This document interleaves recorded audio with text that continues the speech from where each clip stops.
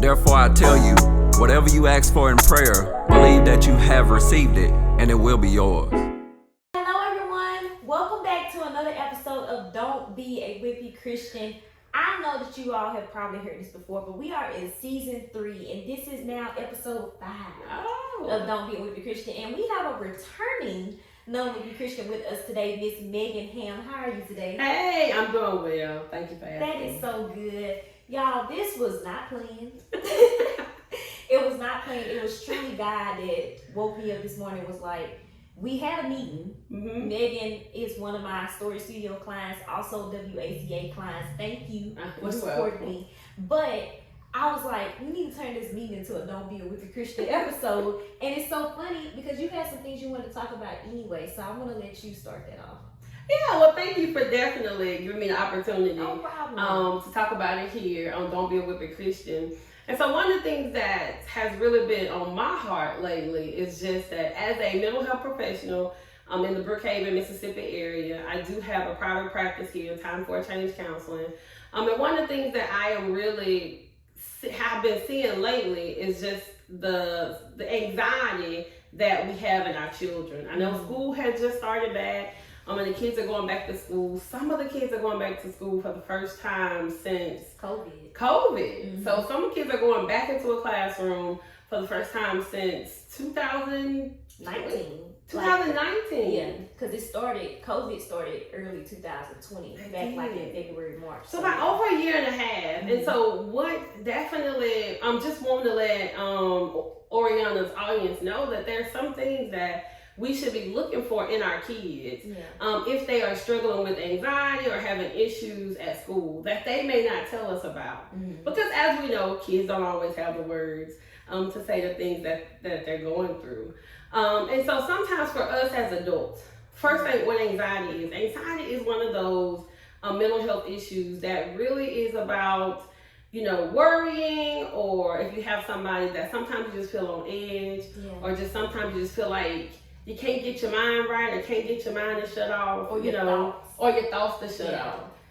Real quick, is anybody excused from anxiety? Could it happen to anybody? No, nobody's excused. So anxiety can happen to anybody, and anxiety doesn't have to be. There's different levels to everything that we deal with. Mm-hmm. If you think about like performing or going on stage, you have like the butterflies in your stomach. That could be anxiety, and sometimes we see that as good anxiety. Mm-hmm. The anxiety that motivates us to do something.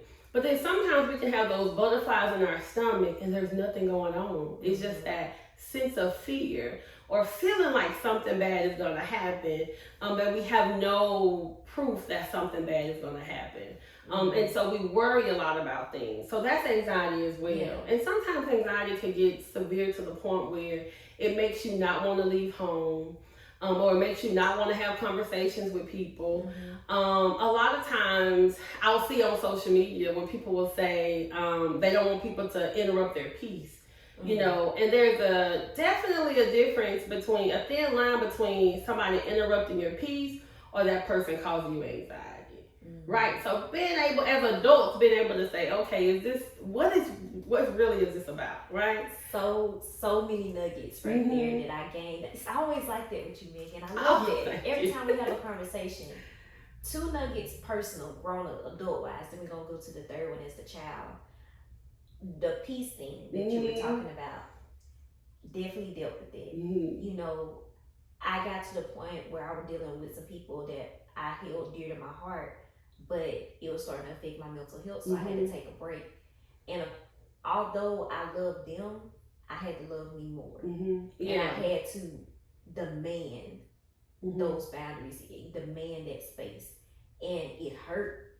Yeah. But it's like as soon as I committed to it, I felt better. Didn't solve the problem, because I still had to go back and address it eventually. Yeah. But my anxiety was too high to deal with it at the moment. Mm-hmm. And I'm so glad you mentioned that, because I kept saying my piece, but honestly, every time I was around them and I was still entertaining it, I didn't feel right. Mm-hmm. Yeah. That was anxiety. That moment.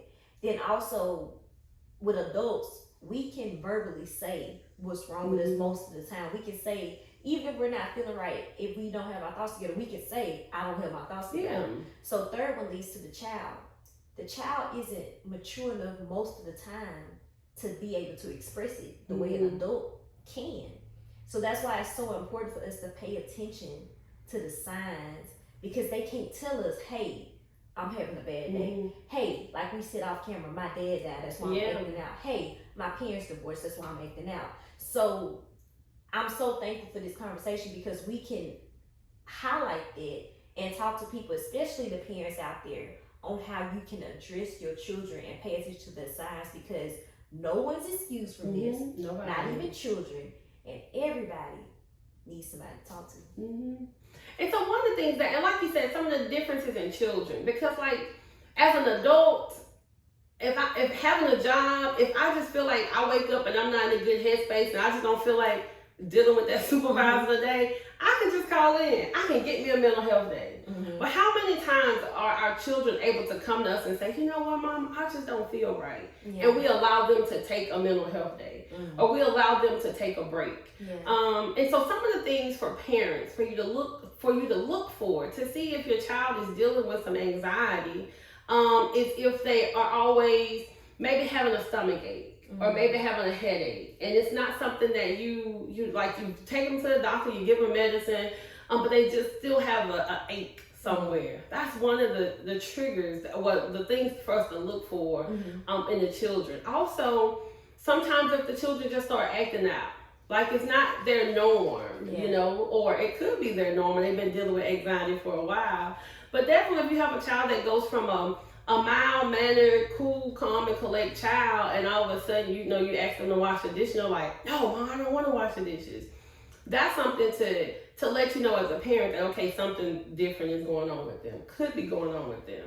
Or even if they start worrying about stuff, like if they start asking you what I call questions about the future, right? So, like, Mama, especially with the pandemic going on, Mama, are we going to get COVID? Mama, is somebody going to die from COVID? Mama, how long are we going to have to wear our masks? Those are questions that are very realistic for us right now, but they definitely could be some questions that are coming from a place of anxiety for the kids. Of course, one of the things we always talk about is like their behavior at school is changing, or their grades are failing, or it's time to do homework and they can't focus and concentrate on doing their homework. Or like they don't want to hang out with their friends, don't want to talk to their friends anymore. Or things like that, kind of just want to be to themselves. Now, one of the things I would tell the parents out there is it could be difficult because they don't want to focus and concentrate on their homework, but they can get on TikTok and they can do all the dances, they can focus and concentrate on that, right? But I will say, I don't want you to lose your thought, but I have realized that even my husband used TikTok as an outlet. It makes him laugh. So he goes on it. He said the only reason I go on TikTok is to laugh. That's the only reason he does it. So it's like if you're going through anxiety, you feel some type of way, you resort to something that makes you feel good. And that's what I was going to say, because they may be using TikTok or even their video games as a way to cope with what they're dealing with. So as parents, I just don't want us to use that as an excuse to say, if you can focus on this thing on this side, you should be able to focus on your schoolwork, because those are two separate entities, two separate things altogether. And so that just knowing what it looks like sometimes is an eye-opener for us, for our kids, to know that the same things that are impacting us on a day-to-day could be impacting them just in a different way.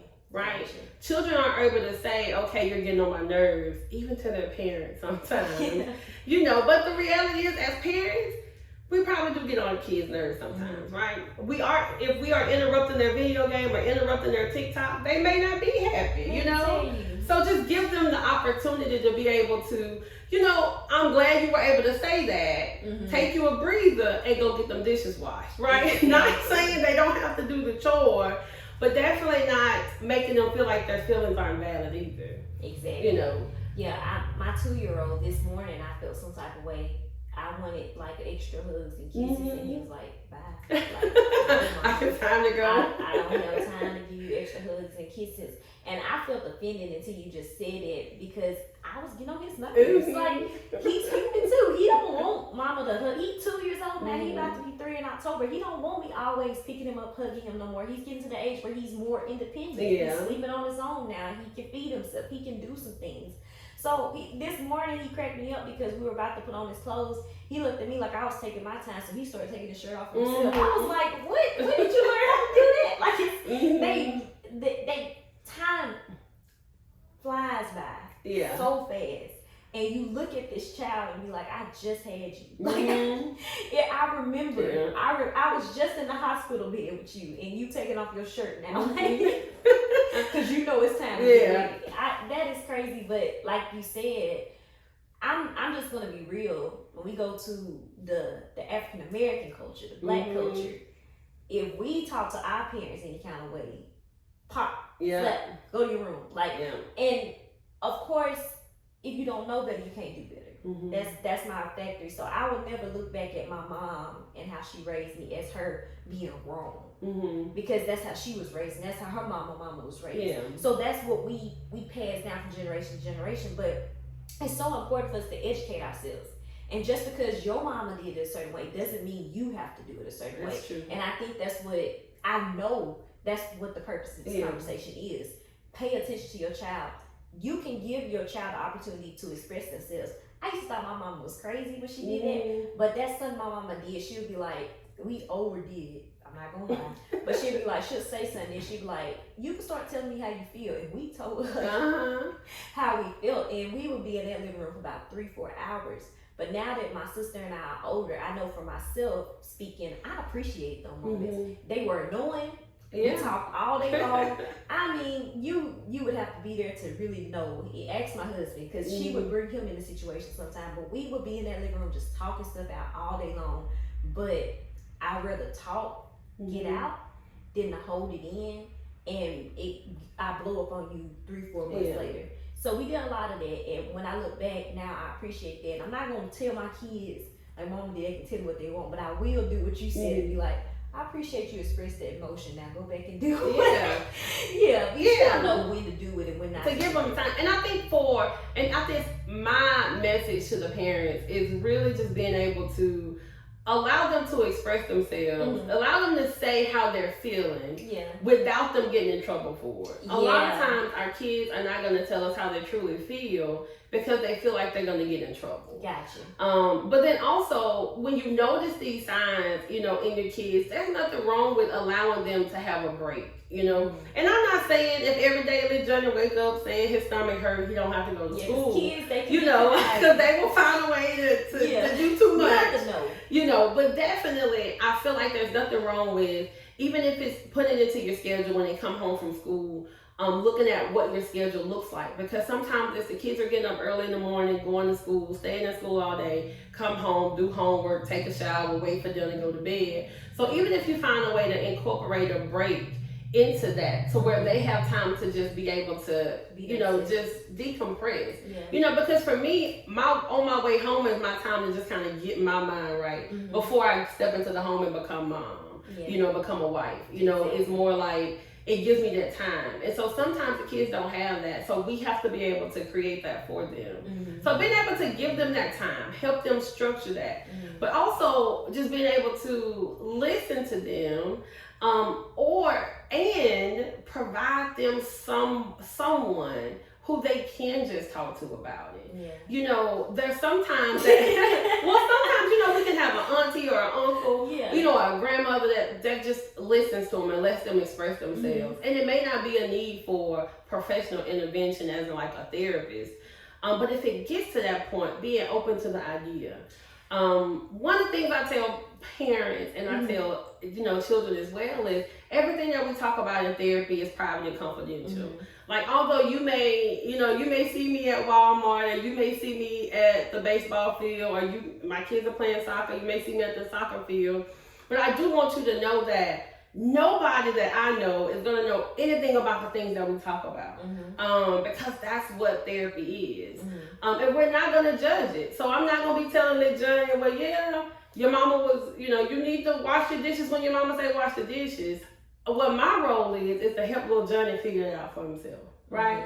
And so that's another thing that a therapist can help with. But even before the therapy, if you feel like therapy is not, your child doesn't need therapy, definitely call. You can give me a call and just say, hey, this is what my child has going on. Do you think it's therapy that they need, or is it something that I could be doing?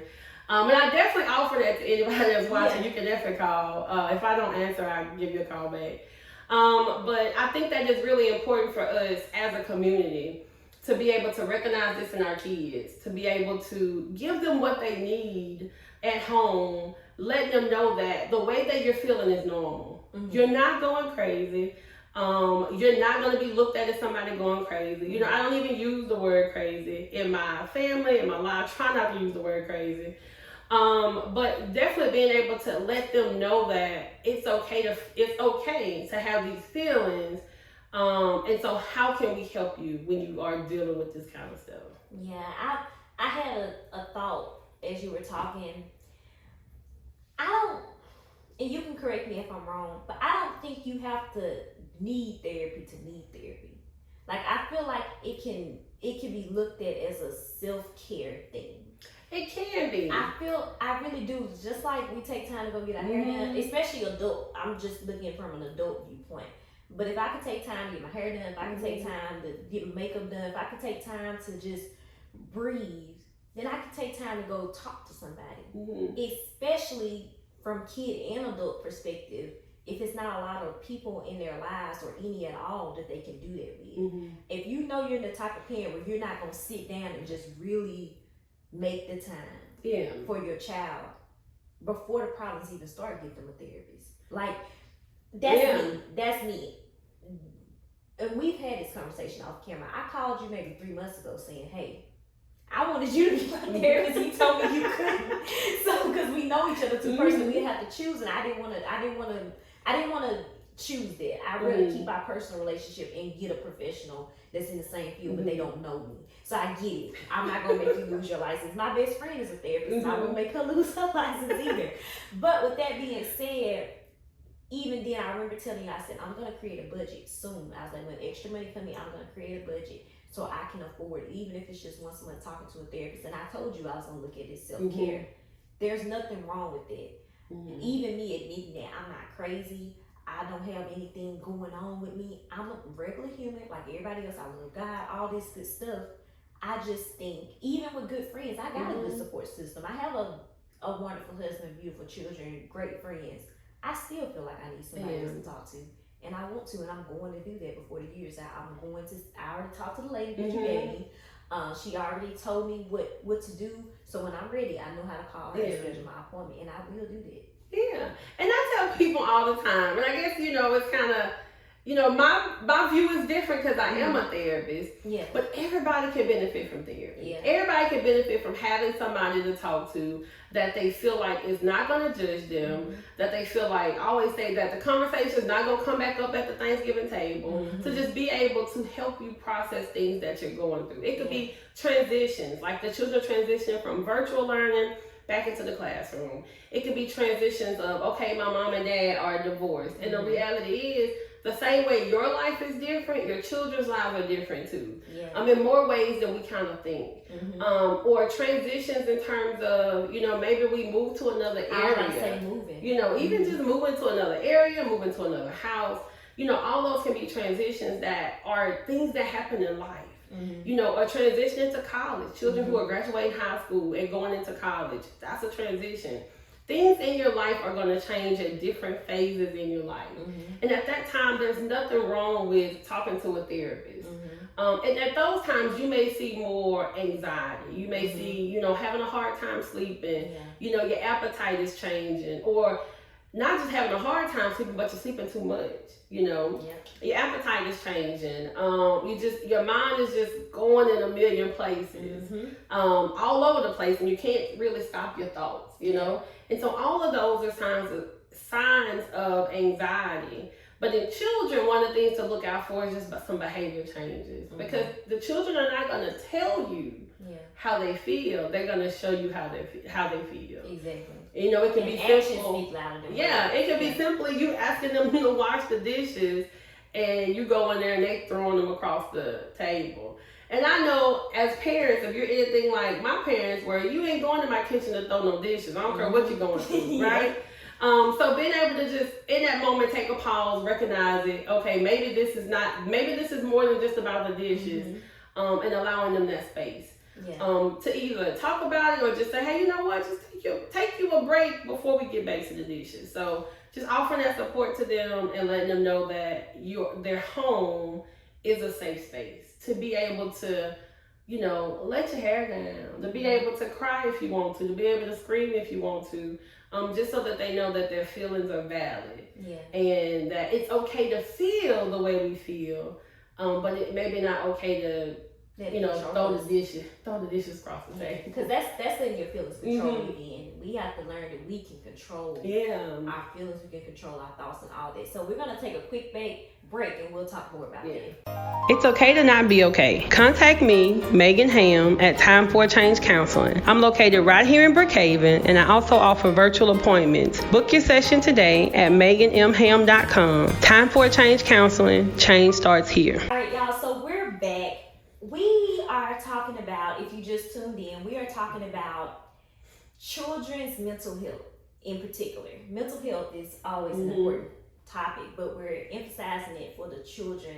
And before we took a break, I mentioned that there's different things that the kids can go through. And you mentioned some of the symptoms and things of that nature, but I kind of want to go into a little more detail when it comes to mental health. For example, I'll just use myself for example. My anxiety has been different lately. It's been to the point where I just have to survive sometimes through the day. I can't do any of this. Can't be creative, can't have these conversations. All I can do is be a wife and be a mother. Yeah. I can't really be Ori. Like Ori's there, but she's not functioning. She's just in her roles, and it's scary. Like I said, I know it's gotten to the point where I need to make that phone call. I'm not gonna hurt myself or anything like that, and I feel like mine, and I can't speak for anyone's religion or background, but I really do feel like for me personally, it's just the enemy trying to stop me from going to the level God is trying to take me to, if I'm just being honest. I feel like God's just like Job in the Bible.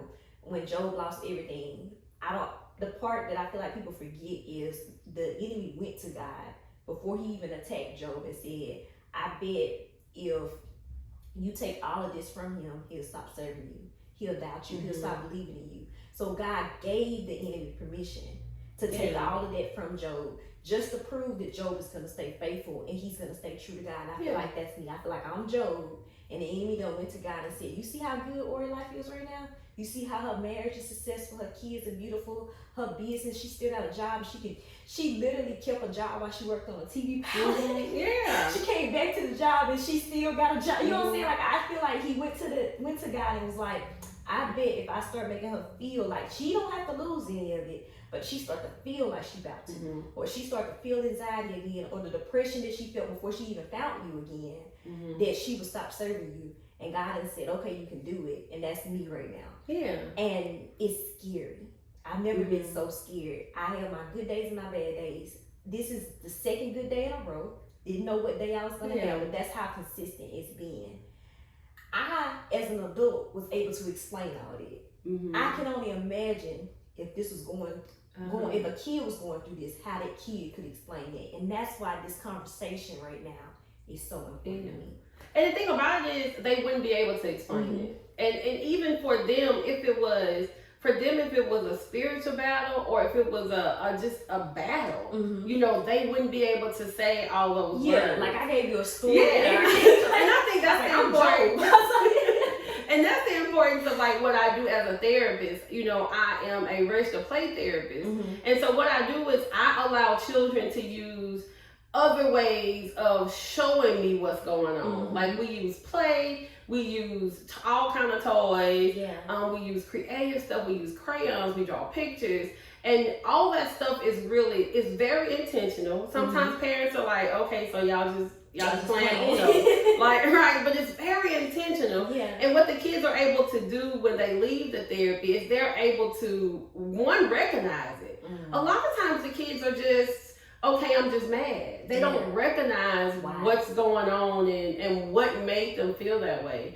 But it also helps them recognize it, helps them be able to get themselves to a point where, what we call it, where they're regulated. So regulated just means that I'm not up, I'm not down. I feel okay. Yeah. And then being able to put some coping skills in place to say, okay, if TikTok is a way to help you calm yourself, you know, as we say in our community, calm your nerves, right? So if TikTok helps you calm your nerves, okay, maybe we can't do it for 6 hours and not do homework. You know, maybe we can do TikTok, do your homework, go back to TikTok. So being able to help them with things like that, and that is what I do as a therapist and working with children.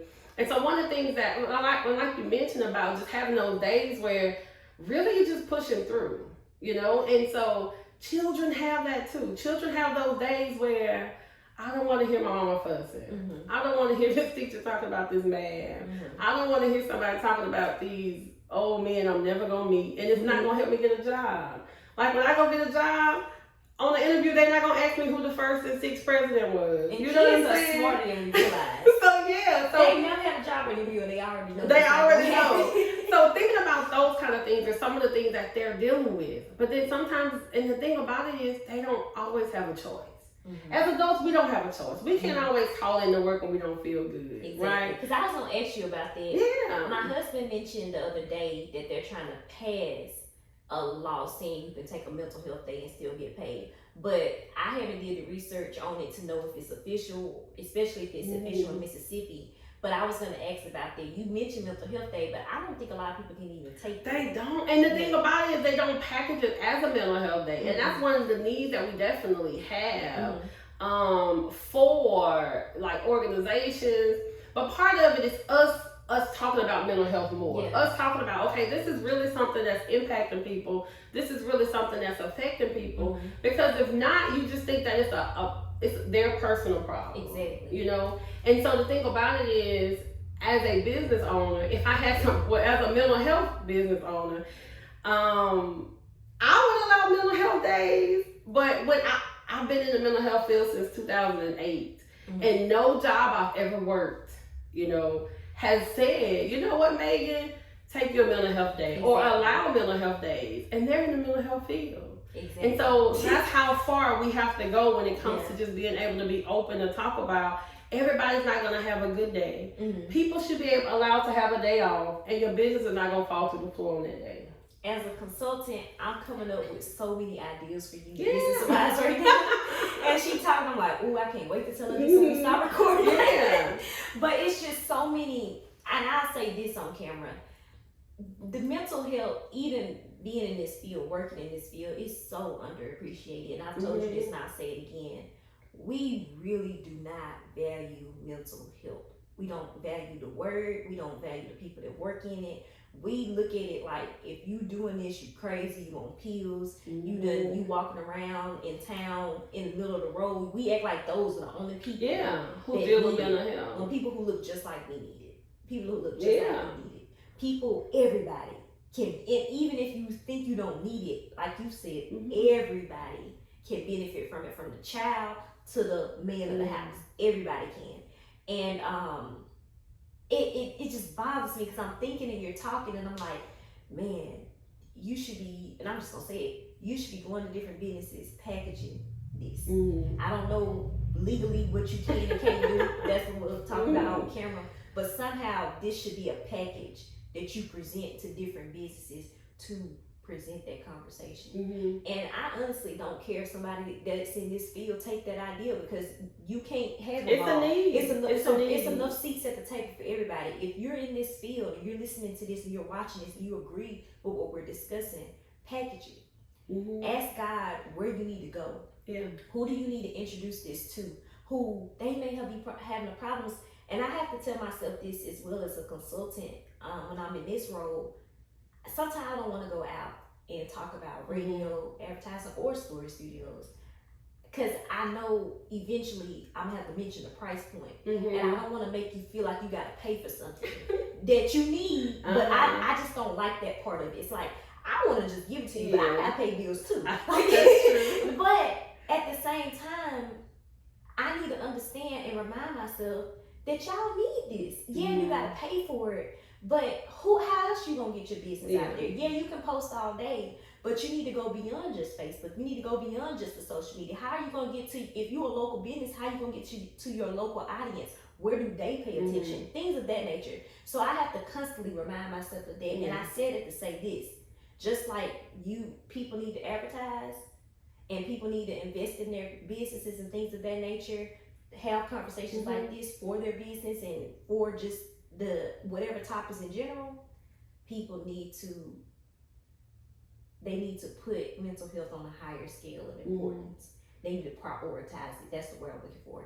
And the only way that can happen is if someone's in the field who knows it, knows the back end of it. Like you even said that you're in the field for mental health, but you don't even have people in your field back when you was working for other people in this field telling you that you could take mental health days. Yeah, we did. So the fact that you in a field and they're not even mentioning it, imagine how distant or far-fetched it is in a regular accounting firm or a lawyer. I mean, those are the main people. The people that have like those stress-related jobs, this should be something that is second to none. And I just felt led to tell you that. And like I said, y'all take it, go with it. But we need like an army of y'all out here going to these different businesses saying, hey, I feel like I can help you in some way. You got chaos on your job. Can I sit the person down? Somebody about to be fired, but they super good at their job. All of a sudden, they acting crazy. They need to see somebody. You know what I'm saying? Like, I just think of things in that way. It's just different ways you can package it. It's going to require some work. But what the word say, faith without works is dead. You got the faith. You put the works behind it. You would probably be surprised. It's no probably to it. You'll be surprised what God do from doing it. But that's just what came in my spirit. I told you, couldn't hold it.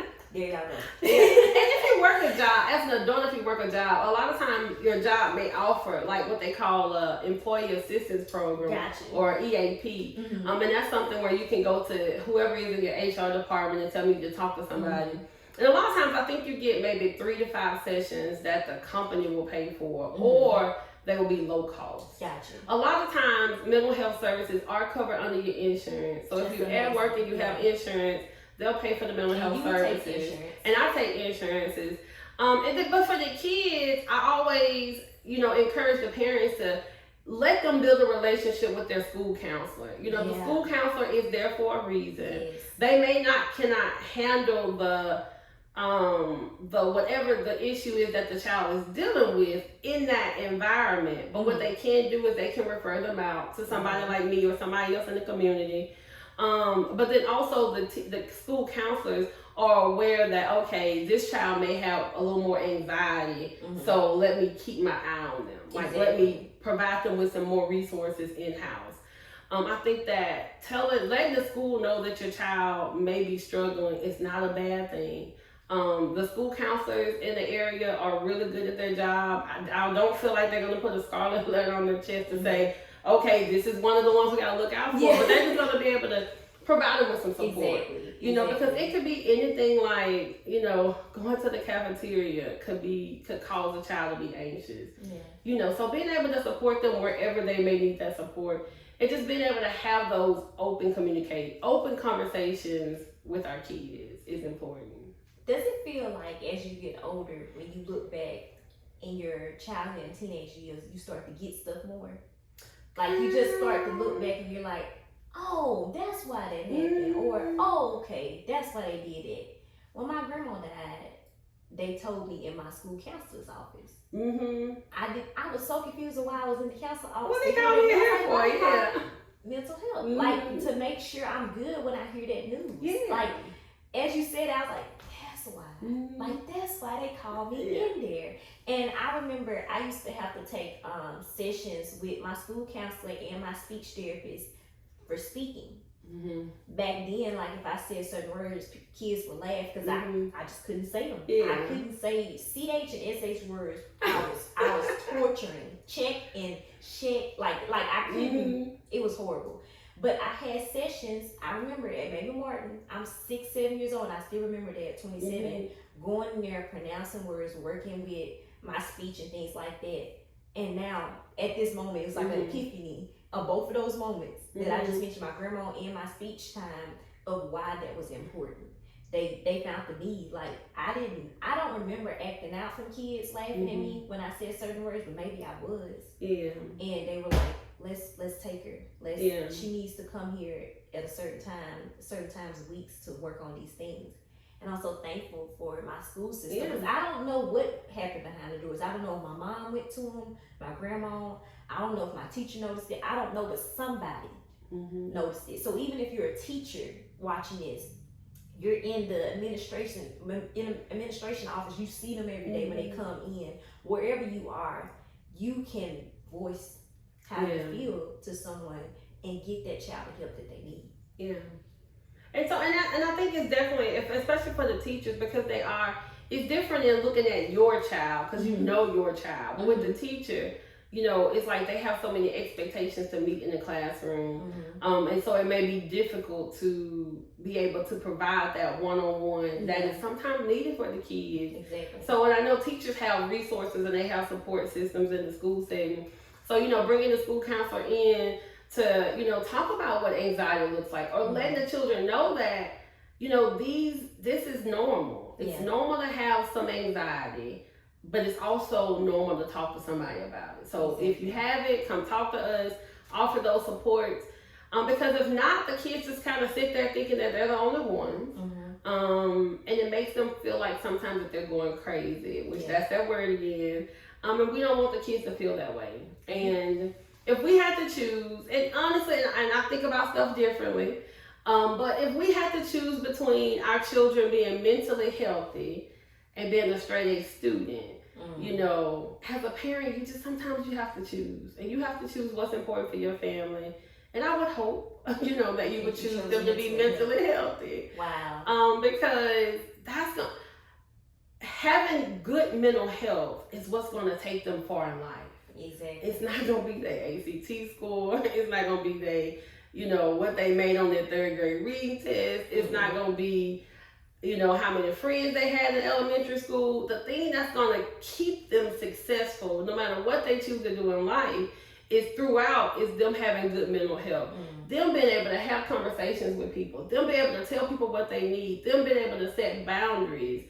Those are the things that our kids need. And those are the things that we as parents have to be the ones to teach them. But then we also have to be able to allow them to know that, and the thing about mental health, and I feel like I'm rambling, the thing about it is, if your child had a broken leg, and you would take them to the doctor. As a parent, you wouldn't say, don't tell nobody at school your leg broke. We ain't talking about that outside the house. And, don't put that cast on. We wouldn't do that. But when your child is dealing with something like anxiety, or your child is dealing with ADHD, or your child is dealing with anger, it's kind of like, you go to that school, I don't care what you're dealing with, you go to that school and you act right. But if your child had a broke leg, you wouldn't tell them to walk right. So it's like, being able to give them the resources that they need, and that resource may be a therapist. And I promise you, it does not have to be me. There are so many good therapists who work with children, who specialize with children. In the Brookhaven area, even now, there's so many that you can get in contact with online, virtually. Just give them somebody to talk to. Give them some type of outlet, because as a parent, you're giving them the support that they need. To deal with whatever they're dealing with. Exactly. Spiritually, what we're doing right now is breaking generational curses. True. If we want to go back to the word, this is Don't Be a Wimpy Christian. Don't be a wimpy Christian when it comes to making sure your child's mental health is good. Don't be a wimpy Christian when it comes to breaking generational curses. Period. Let's be honest about ourselves. Especially if we're children of God, and we call ourselves waking up, praying, reading the word, but yet when our child start acting different, we throwing it off, and we're not even analyzing our behavior. We're just focused on what we feel like they should be doing instead of what they're really doing.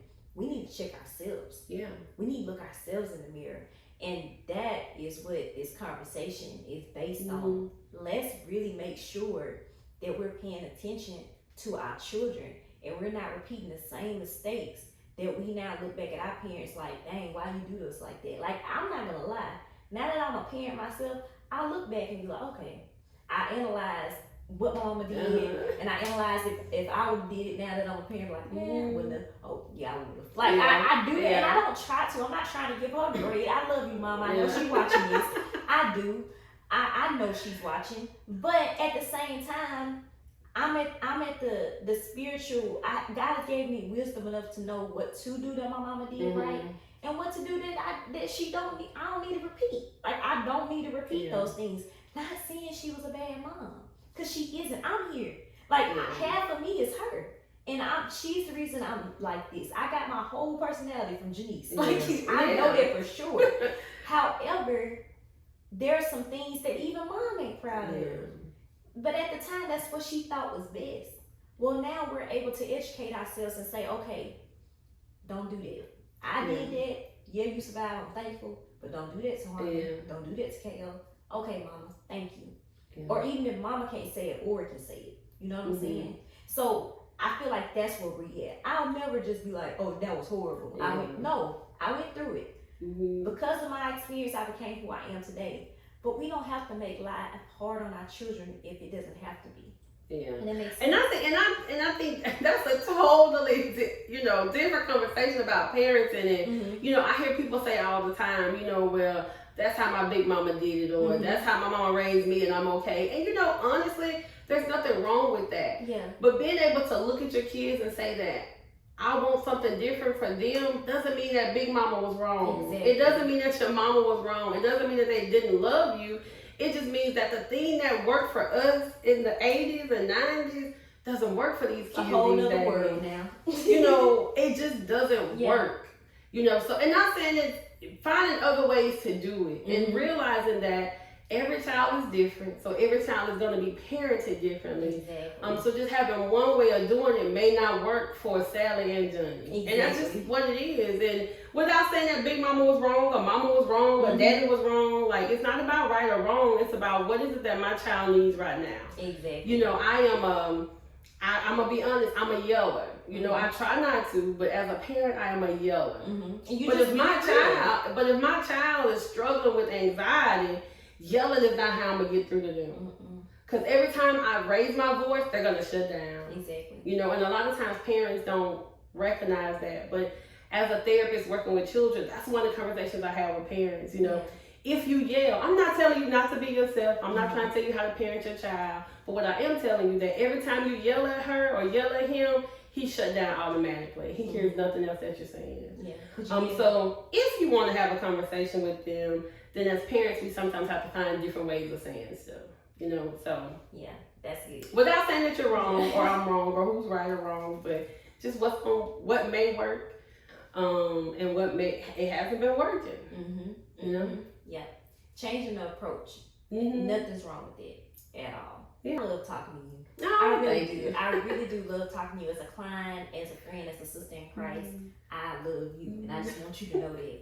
And although this wasn't planned, this was needed. This conversation needed to have. School just started recently. It just started. So for this to be planned and for it to be fresh and people to be thinking about it, by now, this is gonna air in September. So by now, we know if they kind of feeling a little weird, especially if they started in Brookhaven. School that's been happening for a couple of weeks now, so we kind of know some schools are already shutting back down. They are. That can form anxiety. You just got back excited to be back where you consider normal. You're wearing a mask, you at least around people again, and now school shut back down. I had a client ask me yesterday, hey, advertising wise, she's like, if I do this advertising, what if the games get canceled? She was like, because I wanted to give her some advertising around football games. And she's like, but what if the football games don't? And some of the scrimmages are being canceled already. Exactly. So we don't know what's about to happen, y'all. The Delta variant is real. It's happening. Things are happening every day. Things are shifting. We cannot predict. No matter how much we think we can, we're not God. And we cannot predict what's going to happen the next moment. Definitely not the next day. So we need to make sure that we're educating ourselves, that we're staying aware, and we're paying attention, and we're doing something about it. Anything else you'd like to add? Well, the only thing I would like to add, well, to end it, is just saying that, you know, sometimes as adults, I want us as adults and as parents to be able to give the children the space, you know, to be able to allow them for us to recognize that they deal with the same things we deal with. Yeah. You know, if we stressed out about COVID, they stressed out about COVID. You know, if we stressed out about a boss at work that gets on our nerves, they probably stressed out about a teacher at school that get on their nerves. Like, they're human too. Like, it's okay to say that. It's not going to make them a bad person or a disrespectful person to say that this is what's going on in my life. So just being able to recognize that for your kids, but also to give them the grace, give them the space to be able to say it. And then if needed, to always, you know, allow them to talk to a professional without feeling like all the family secrets are going to be spilled. And I think sometimes, you know, as adults, as parents, checking ourselves to say, okay, what is it about this that's causing me anxiety as to why I won't allow my child to do that or won't allow my child to talk to somebody. And sometimes we can have some realistic fears there. And so just as adults being able to check ourselves and realize that at that moment it's not about us, but it's about our children being healthy, mentally healthy, so that they can succeed in whatever they want to succeed in. Yeah, that's amazing. Well, as usual, we're going to end this with a prayer. Miss Megan, who would you like to pray, you or me? I can pray to close us out. All right. I was hoping that you wanted to, and I'm so glad you said so. So I will go by your guidance. All right. Father God, thank you for allowing us this opportunity today to be able to have this conversation. It definitely was not the intention when we came here today, but glad that we followed your lead. Yes. And followed the spirit that you gave for Orionna. So thank you for that. Thank you for allowing me to use this platform to talk about the things that you have placed on my heart to talk about. To also to be able to help so that these children can get the things that they need and the parents can feel supported. Thank you for protecting us. Thank you for protecting our community. Thank you for protecting our kids and all the endeavors that they do. In Jesus' name we pray. Amen. Amen. Thank you. Thank y'all. Everyone that's tuned in, no matter when you're watching this, school may be over by the time you press play or listen to this video or the audio on the podcast, wherever you are. Speaking of that, before we end, I want to let you all know that Don't Be a Wimpy Christian airs every Sunday at 10:15 on WAZA 107.7 FM. So if you're listening right now, thank you. Come back next Sunday at 10:15 for a new episode or this episode. If I feel led to play it again, I'm going to play it again. Also, Story Studios, you can find us on YouTube. You can find us on Facebook, Instagram, everywhere. We're there. With an I, Double Y, Story Studios. And I think, and the Story About Ori podcast. Okay. It'll be playing there too. So you are in one of many areas, either listening or watching or doing both to this episode. We appreciate you no matter where you are. We love you. We thank you. And we'll talk to you soon. Have a great day. Bye. This has been a Story About Ori. Like, comment, share, and subscribe to Story Studios. Thank you for watching.